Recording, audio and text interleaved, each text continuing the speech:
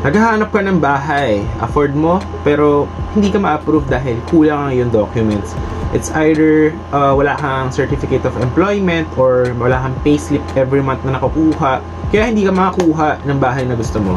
Eto guys, panoorin nyo yung video na to hanggang sa dulo para malaman mo kung paano ka makakabili ng bahay na kagaya ko, no? Actually, this is based from my experience. Okay, so actually guys, we have two options, no, para makabili ka ng bahay. And one is the cash price. So example, the house is 2 million pesos.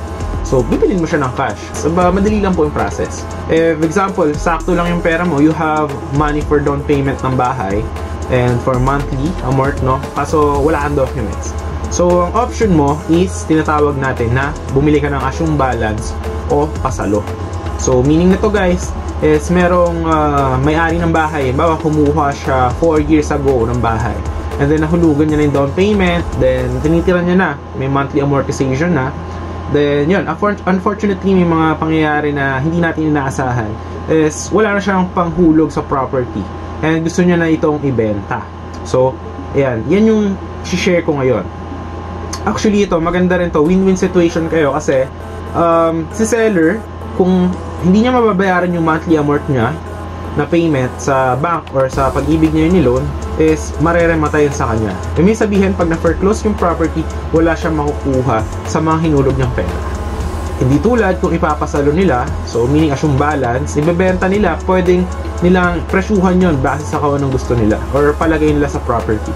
For example, nahulog na ni seller sa house if in the matter of 4 years is 200,000, no? Or 250,000. So, yun, ibebenta niya yun ng 250,000 or 300,000, gusto niya tubuan ng konti, is okay na yun, no? Okay na yung price na yun. Kasi, win-win situation kayo dahil ikaw naman, if bibili ka ng house ngayon, bawa, 4 years ago, bawa, ang price ng house na yun is nasa 1.2 million. O, after 4 years, halimbawa, yung price ng house na yun, nasa 1.8 million na. So, yung monthly amortization dyan doon, mas mababa compared kung bibili ka ng bago. So, yun. Two options nyo guys, kung gusto nyo bilhin yung property niya is, one, dadaan kayo, you will be signing documents, bawa sa bangko yun or sa pag-ibig, kailangan magsasubmit ulit kayo ng documents, then, kailangan mo yung mga payslip mo, or yung income tax return, or kailangan mo ng, tawag nito, yung certificate of employment, yan, para i-CCI ka nila kung pwede ka ba ma-approve sa property na to ni seller.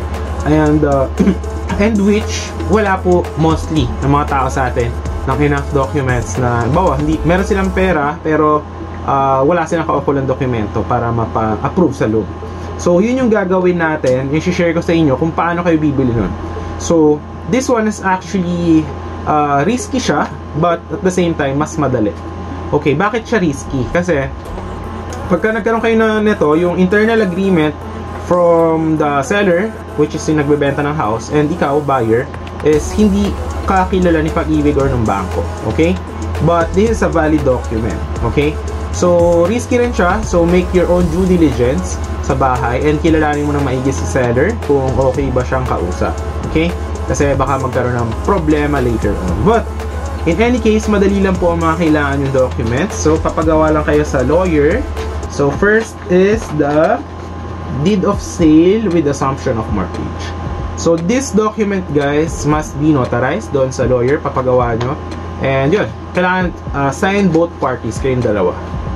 Sinasabi dito that the vendor of the owner of house and lot, which he acquired from kung anong loan yon, and describe with the kailangan yung specific na title nung property, no? Dito sa deed of sale with assumption of mortgage. Yan. So, whereas the vendor sell the above property, yan. So, magkakaroon kayo dito nito, deed of sale with the assumption of mortgage. And then, magkakaroon yan sa likod ng ayan, ito, kailangan nyo rin to guys, pagawa kayo nito ha, acknowledgement receipt. Okay? Yan. So, yan yung document na kailangan nyo dyan. And then, kailangan nyo din ng, yan, ito naka-notarize to ha. The next is the ito lang, SPA. Yan, Special Power of Attorney. Bakit? So, meaning kasi nito, you will now be representing the buyer. So, kailangan nakasaad dito sa SPA nyo na ipapagawa na ikaw, as the buyer, so pwede mo nang i-represent si seller. Example, na fully paid mo na yung property, pwede mo nang kunin yung title doon sa kung saan yun niloan, sa bank or maybe sa Pag-ibig, para makuha mo yung original copy. And then, pwede ka na rin mag-execute, pwede mo ilagay sa SPA dito to sign, execute, and deliver any documents which may be required for the above-mentioned transactions. Yan. So, kailangan meron tayo niyan. So, magiging kang attorney in fact ni seller. Okay? So, kailangan din natin guys na, kasi hindi ko dala dito, kailangan din natin dito yung deed of sale, deed of absolute sale, open-ended. Bakit? So, kailangan meron kayong kasunduan na deed of sale kung saan nakalagay doon na fully paid na yung property. Nagkabayaran na kayong dalawa para yun yung ipapanotarize nyo by the time na ma-fully paid nyo na yung balance ni seller. Para yun, yun yung ipapresent nyo halimbawa sa BIR para tawag nito, matransfer yung property papunta sa inyo. Okay? Yung title. And then, the last document that you need is the waiver of rights and quit claim. Bakit? For the para meron kang pinanghahawakan that nagkapirmahan kayong dalawa ni seller at ni buyer that all of his or her rights on the land or the house and lot is inaalis niya na.